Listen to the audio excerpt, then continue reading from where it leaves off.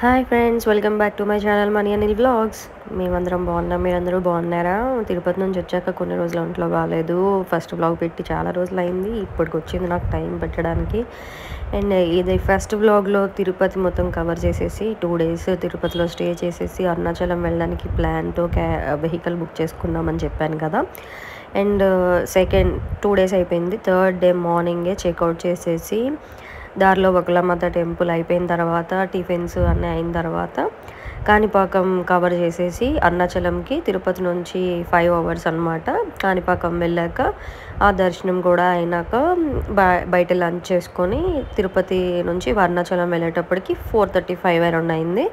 And అక్కడ మన private వెహికల్తో వెళ్ళినప్పుడు వీకెండ్స్లో కొన్ని రూల్స్ ఉంటాయంట, బ్యారికేడ్స్ పెట్టేయడం కొన్ని ఏరియాస్లో.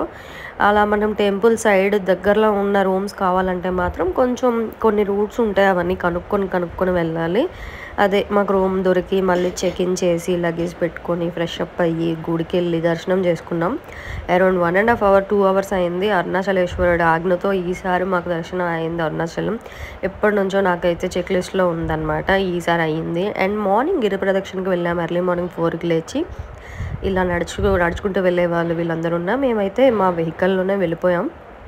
14 km రేడియస్లో అరౌండ్ 8 లింగాలు ఉంటాయి. అగ్నిలింగం, వాయులింగం, వరుణలింగం, ఇంద్రలింగం, నైరుతి లింగం, ఈశాన్య లింగం, కుబేరలింగం, ఇంకా సూర్యలింగం, చంద్రలింగం, మోక్ష మార్గం అన్నీ ఉంటాయి. మేము మా కార్లోనే వెళ్తూ ఇలా ఒక్కొక్క లింగం వచ్చినప్పుడు దిగి దర్శనం చేసుకున్నాం అనమాట.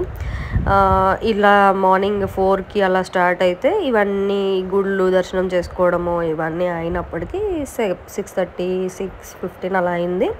తర్వాత రూమ్స్కి వెళ్ళి కాసేపు ఒక 1 hourలో మొత్తం చెక్అవుట్ చేసేసి మళ్ళీ మాకు బ్యాక్ టు రేణిగుంట వెళ్ళాలి. మళ్ళీ మేము అరుణాచలం నుంచి రేణిగుంట వెళ్ళి ట్రైన్ క్యాచ్ చేయాలి. వేరు ట్రైన్స్లో మళ్ళీ మేము రిటర్న్ అవ్వాలి.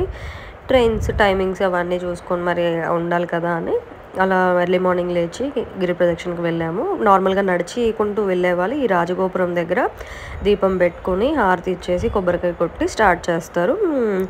అండ్ ఎర్లీ మార్నింగ్ వెళ్ళిపోయాం కదా, చాలా తొందరగా అయిపోయింది. చాలా ప్లెజెంట్గా ఉంది. అరుణాచలేశ్వరుడు ఆజ్ఞతో మాకు దర్శనం చాలా బాగా అయింది. నా కోరిక అయితే తీరిపోయిందండి.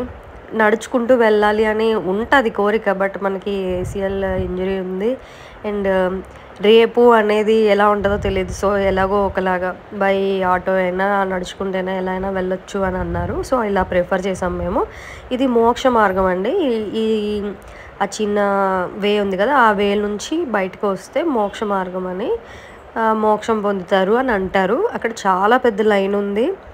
ఒక 15 to 20 minutes వెయిట్ చేసాము. చాలా లైన్ ఉంది. ఇలా మనిషి లోపలికి వెళ్ళి బయటకు రావాలంటే ఎంత టైం అవుతుందో మనం క్యాల్కులేట్ చేయలేం కదా. అందుకే గుడి చుట్టూ 4 గోపురాలు ఉంటాయి. మెయిన్ది రాజగోపురం, ఈస్ట్, వెస్ట్, నార్త్ అని ఉంటాయి. అండ్ ఇట్లా గుడి చాలా బాగుంటుంది, చాలా బాగుంది, ప్రశాంతంగా ఉంది. ఇట్లా మార్నింగ్ అయిపోయి అన్ని దర్శనాలు అన్నీ అయిపోయి చెక్అవుట్ చేసేసి అండ్ రూమ్స్ కూడా టెంపుల్ దగ్గరలో ఉందే వెతుక్కున్నాము. ఆన్లైన్లో అయితే మళ్ళీ దూరంలో ఉంటాయి, మళ్ళీ అక్కడ నుంచి టెంపుల్కి వెళ్ళడమే చాలా ఇబ్బంది అయిపోతుందని. బాగుంది AKT ఇన్ కూడా. అండ్ ఇదే మా last pic of the trip.